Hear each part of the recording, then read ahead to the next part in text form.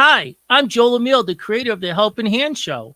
To watch more Helping Hand shows, go to our website, helpinghandshows.com. That's Helping Hand Shows, SHOWS.com. Also, I'm proud to announce that the new Helping Hand book is now available for sale on the website. It's a wonderful book to read. This Helping Hand show, it's called The Divorce. Good evening, and welcome to another episode of Helping Hand. This is a story about a marriage breakup. Yeah, you guessed it, the big D, known as a divorce. For whatever reason, one or both of the married couple wants out. Cupid's arrow, which once pierced both of their hearts and brought them together, got rusted away, and now just brings pain. Now, this story isn't about me, but I've felt the pain of being cheated on. In fact, I'm still suffering the nightmare of dedicating your life to your soulmate just to discover they're cheating on you. So many nights, I wondered what I did that caused my love to seek comfort in someone else's arms. You know, there's an old saying that says there are three sides to every story: there's your side, their side, and inevitably the truth. Regardless of your feelings, the other person probably feels the same way. The fact is, love is magical. But like all fairy tales, there are happy and sad endings. As I said in one of my cases, my fairy tale turned into a nightmare. That knight in shining armor, who usually rides in to rescue you, well, he stole my wife. Anyway, that's my story. But I still believe in love and looking for my true soulmate. Honestly, the only way to forget love is to love again. Now, before I tell you the divorce story, did I mention that Joel Emile, the creator of the Helping Hand Show, has published a new book called Helping Hand, which can be purchased now on helpinghandshows.com. Now, back to our story. There was a young man named George who fell in love with a beautiful girl named Martha. Neither one was looking for love at the time, but, Cupid's a pretty good shot, and his arrow hit both of their hearts.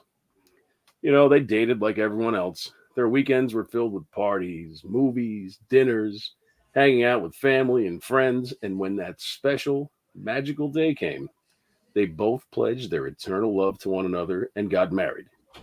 Well, that's when life happened.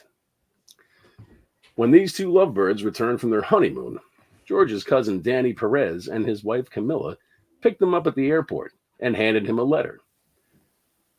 His wife Martha saw his frightened face as he read the letter and asked him to read it out loud so she could hear. George started reading the letter to her. George Martinez, the results of your medical examination are back. We are sorry to say that we have discovered from your blood test that there are signs of cancer. You need to schedule an office visit so we can further test you. Martha, can you believe this? They are saying I have cancer. We just got married. They're saying I'm sick. Hun, what should I do? Sweetheart, don't worry. Let's make an appointment and talk to them. They could be wrong, and even if they're right, there are medical treatments. Today, they can cure many types of cancer. We'll get through it. Right, Danny? Didn't your mom have breast cancer years ago, and your cousin now has it? She did. I still remember the day when she and my dad sat me down and told me. She discovered a lump in her right breast and went to see the doctor. He said that her medical test showed that she had breast cancer. After receiving many diagnoses and medical treatments, she still lives a wonderful and healthy life. And they discovered her breast cancer like 10 years ago. So since then, there have been many discovered cures for all types of cancer. And I'm sorry, George, for giving you the letter now, but I didn't know what it said. It came certified, and I assumed it was important. If I had known that it was that information, I would have waited before giving it to you. What a way to come back from a honeymoon. This is crazy, right, Camila? It's totally crazy. But I know time is precious when you're dealing with your health. My dad smoked all his life. Later on, when he was getting older, he constantly coughed. We all told him to go see a doctor. He never listened until one night when he started coughing up blood and had chest pain. That's when, in the hospital, they discovered he had lung cancer. If you'd listened to us and seen a doctor years ago, Maybe he would have given up those cigarettes and stopped smoking. What I always hear is if you have cancer, it's best to catch it early. My wife is right. I remember her father always smoking, and he smoked everywhere. In fact, back then, you could smoke in restaurants and even on airplanes. I remember this restaurant I would go to, they would ask us if we wanted to sit in the smoking or non smoking section to sit in, and the tables were always right next to each other. So all the cigarette smoke was just blown all over you. Everyone sat in the same room. Wasn't that crazy? Indeed, that is crazy. And I've always heard that too, that discovering you have cancer early is the best for you.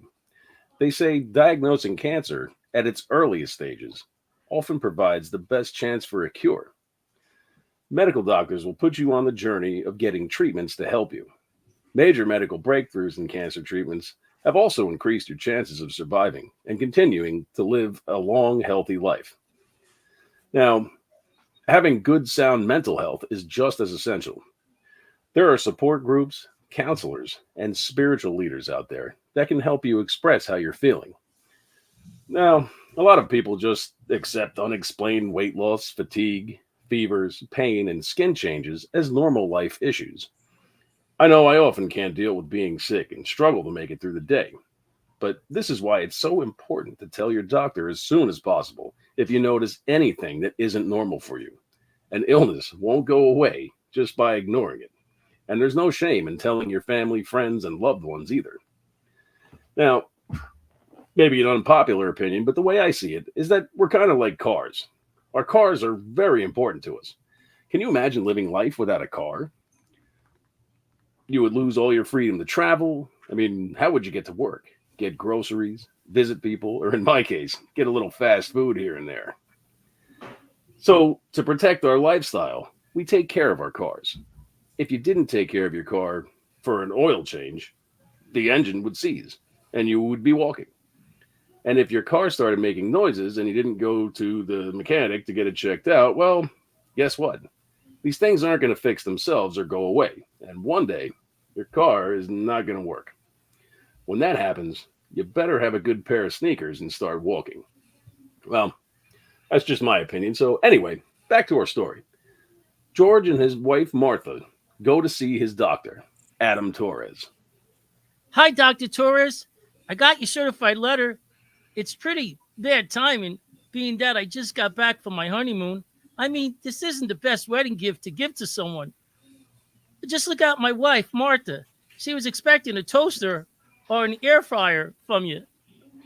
Dr. Torres, please excuse my husband. When he's scared, he tries to be funny.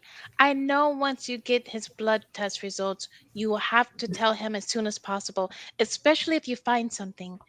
I'm just hoping that it was discovered at its earliest stage. Well, first of all, congratulations on your marriage. In this situation, your marriage was a true blessing in so many ways. The fact that you both went for a complete medical checkup just before getting married was a smart thing to do. In my day, when we got married, we were all required to get our blood tested. Any couple that wanted to get a marriage license in my state had to get a premarital blood test. Today, there are no more requirements like that. I know, Dr. Torres. My parents told me that. They told me that they had to get a blood test to get a marriage license back in the day, but because I know friends and family members who have gotten breast cancer, I was already scheduled for my annual physical exam. So, because George hasn't had one in a long time, I also convinced him to get one too. And believe me, it wasn't easy. I had to make the appointment, fill out all of his information, and take him there. You married a great, loving, and caring woman, George. You're a lucky man. Now, George, your blood work came back and shows you have a form of cancer that's called leukemia.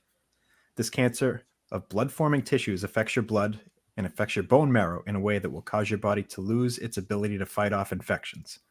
These abnormal cancerous white blood cells cannot fight infections and impair the ability of your bone marrow to produce more red blood cells and platelets that can fight off infections. Listen, here's my way of putting it. You take your car in for oil changes because after driving a while, the oil gets dirty and becomes like sludge. This oil is like the blood in your body. The oil allows your car's engine to work. But if you don't change the oil, let's say every few thousand miles, the engine would eventually stop working. Well, if we don't start treating your cancer now, then one day your heart will stop working just like your car. Do you understand, George, how serious this is? Yes, I get it, but why me? What did I do to get leukemia? I don't smoke. George, it just happens.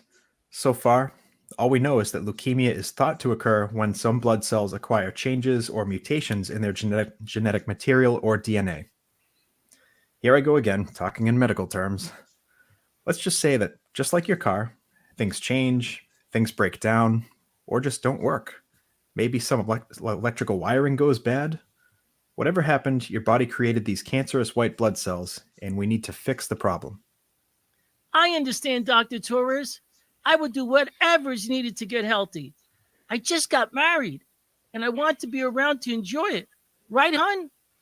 Yes, sweetheart. Whatever we have to do to make you feel better, we will do it together. And there you go, folks. True love. A husband and wife are hit with a devastating medical diagnosis and they band together to fight for survival. They say, when the going gets tough, the tough gets going. Basically, what this means is when conditions become difficult, strong people take action. Now, you may be asking yourself, why is this story called a divorce? So far, we're just talking about two lovebirds that just got married and are dealing with a life-threatening illness. Well, one morning, Martha's biggest fear came true. As she was showering and getting ready for work, she felt a lump in one of her breasts. This brought her instant shock. She knew from family and friends fighting breast cancer what her journey to recovery was going to be like. Breast cancer awareness has grown over the years, and education about this form of cancer and its treatments are publicly known. However, sometimes hit with this devastating news, people start thinking differently. Their values and opinions may change. Then they can become different people and develop mental issues. This is why medical treatment is necessary for survival, but support groups, counseling, and therapists are needed for emotions. You need to create a healthy body and mind. So Martha meets with Camilla to discuss how she's feeling. Camila, thank you for being with me throughout my breast cancer situation. You're truly my best friend. And as you and your husband Danny already know, George and I have been dealing with a lot. We both have been dealing with cancer, and it's a really rough journey, not only physically, but mentally. We both love each other, but we are fighting for our lives.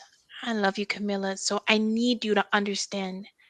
I'm going to have to ask George for a divorce. We both need to concentrate only on ourselves to survive our cancer. Do you understand, my friend? I understand what you're saying, but I disagree with you. What about your wedding vow? Did you forget it? Didn't you pledge to each other your love in sickness and in health until parted by death? I took the same vows with Danny, and I'm not divorcing him. Believe me, he's not perfect. I think you need to see a therapist soon. I love you, and I know this isn't you speaking. In fact, Danny's cousin who's dealing with breast cancer sees a counselor. I'm going to ask to get their name. Camila, I spoke to my cousin and got you her therapist's name. She says the counselor has really helped her and with her emotions and mood swings. Both Martha and George are going through tough times. And every time I talk to my cousin, he always feels like he has to tell me. He always tells me that he would have given up if it hadn't been for Martha in his life. I just can't understand how Martha wants to give up on her marriage and ask him for a divorce. This will cause him more pain than dealing with his cancer. Is she losing it? Danny, we can't judge her. People act differently when handling a crisis like cancer. These are life threatening illnesses. We can only be there for both of them and not judge. I feel the same way you do, and I asked her if she forgot her wedding vows. She needs this professional help. She needs me to understand and not judge, and you need to be by your cousin's side and support him. Let's just hope Martha changes her mind. We are family, Camila. I'd never leave George's side, but please talk to Martha and take her to the therapist. She needs to realize that they need each other to survive this. They need to be together. Danny, hopefully with counseling, she will think differently. But if she doesn't change her feelings, we just need to be there for both of them. That's really all we can do. George, how are you feeling today? I see you've been working around the house. Wow, you're back to work and still found time to cut the grass? I think you just like riding my lawnmower. It's been driving the it's been better driving the lawnmower around than pushing it. Camila was so mad at me when I bought that ride home on the lawnmower. She said I was lazy. I told her she could go cut the grass with the little push mower and see how lazy I am. These crazy wives of ours, I'm not kidding. Today, Amazon driver delivered another package to our house. I asked Camila what she bought. She bought one of those 150 toothbrushes for $30. It's only two of us. We don't need all those toothbrushes. Well, I guess we're both lucky to have two loving wives. It's been years now since you two survived cancer, and I feel your love for each other was the real cure. They say love is a magical medicine that we all need. I know I told you this 1,000 times, cousin, but I'm proud of you and Martha. So, I'm offering you my helping hand. If that day ever comes when you need me for whatever reason, I will always be by your side. We are family, and never forget that the love you kept, you and your wife together, when others run away from each other, you two run towards each other. The end. To watch more Helping Hand shows, go to our website, helpinghandshows.com. Also, the new Helping Hand book is available now for purchase on the website. It makes a fantastic gift, folks. Now, Helping Hand was conceived by Joel Emile, who was also the writer of the episode. Here are the actors and characters they played. Ryan Evans was the narrator, obviously. Joel Emile played George Martinez. Sean Cooper played Danny Perez. James Malcolm played Adam Torres. Jennifer Service played Martha Martinez. Audrey Larson played Camila Perez. And Gino DiPiero was the recording engineer. Keep the faith and never give up, because your opportunity is a lot closer than you think. Good night, folks.